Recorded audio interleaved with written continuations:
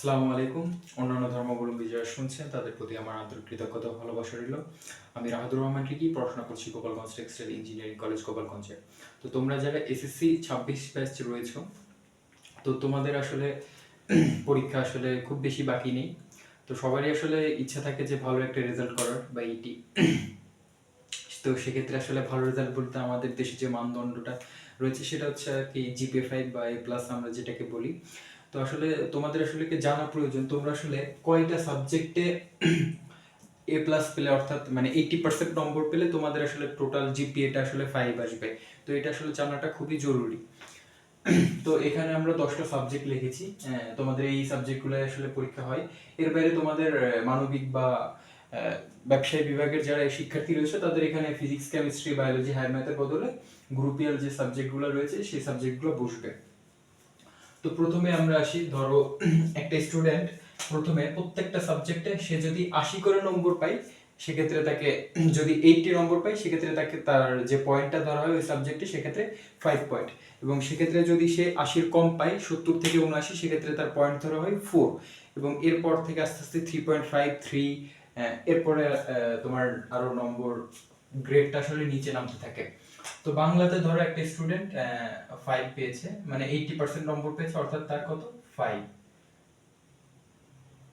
অর্থাৎ তার গ্রেড হবে হলো, আচ্ছা লাভ দিন বোঝা যাচ্ছে না, তার গ্রেড হবে হচ্ছে 5। ইংলিশে ধরো সে 5 পেয়েছে, ম্যাথমেটিক্সেও 5, তোমার ফিজিক্সেও 5, কেমিস্ট্রিতেও 5, বায়োলজিতেও 5। সেক্ষেত্রে বায়োলজি বা হায়ার ম্যাথের একটা হবে তোমার অপশনাল সাবজেক্ট, একটা মেইন সাবজেক্ট। ধরলাম বায়োলজিটা মেইন সাবজেক্ট, হায়ার ম্যাথটা অপশনাল সাবজেক্ট। সেক্ষেত্রে সে যদি হায়ার ম্যাথে তোমার A+ পায় সেক্ষেত্রে 5 এর বদলে তোমার সেখানে যোগ হবে হচ্ছে 3, অর্থাৎ 2 কেটে নেওয়া হবে। এবং বিজিএস অর্থাৎ সমাজেও সে ধরলাম 5 পেলো, রিলিজিয়ান ধর্মেও সে কত 5 পেয়েছে, আইসিটিতেও সে 5 পেয়েছে।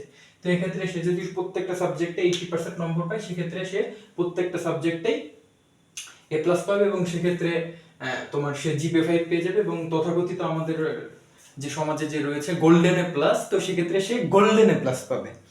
তো এরপর কেউ যদি ধরো সাপোজ তোমার যে ফিজিক্স আছে, ফিজিক্সে ধরো সে 5 পেলো না, সেক্ষেত্রে সে ফিজিক্সে পেল তোমার 4। এবং কেউ যদি তোমার মনে করো সাপোজ ইংলিশেও 5 পেলো না, সেই ইংলিশে পেলো কত 4। এবং কেউ যদি তোমার মনে করো সাপোজ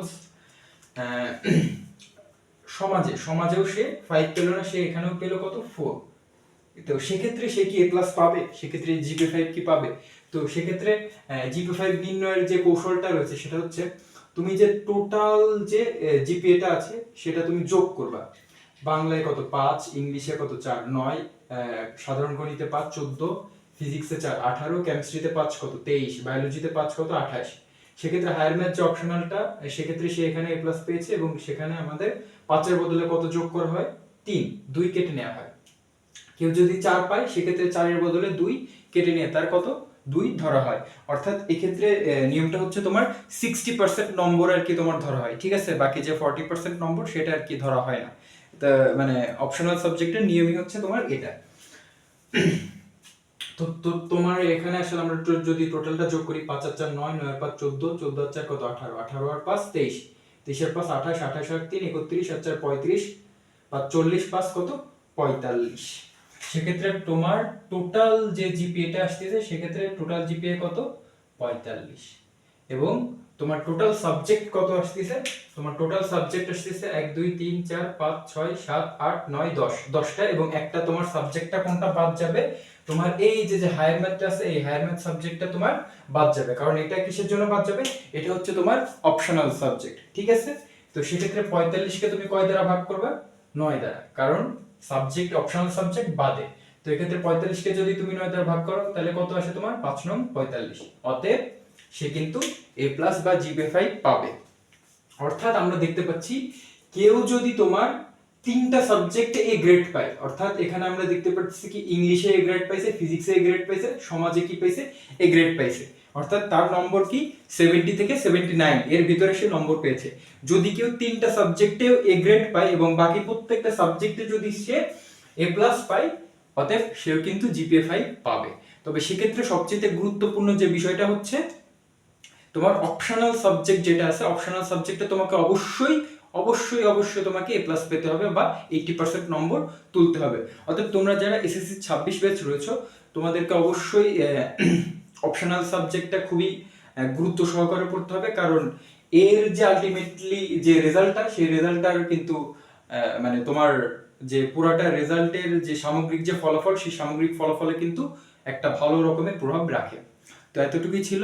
তো ভিডিও সংক্রান্ত যদি তোমাদের কারো কোনো প্রশ্ন থেকে থাকে অবশ্যই ভিডিওর কমেন্ট সেকশনে কমেন্ট করি। ধন্যবাদ সকলকে, আসসালামু আলাইকুম। এবং অন্যান্য ধর্মাবলম্বী যারা শুনছিলেন এতক্ষণ তাদের প্রতি আমার আন্তরিক কৃতজ্ঞতা ও ভালোবাসা রইল।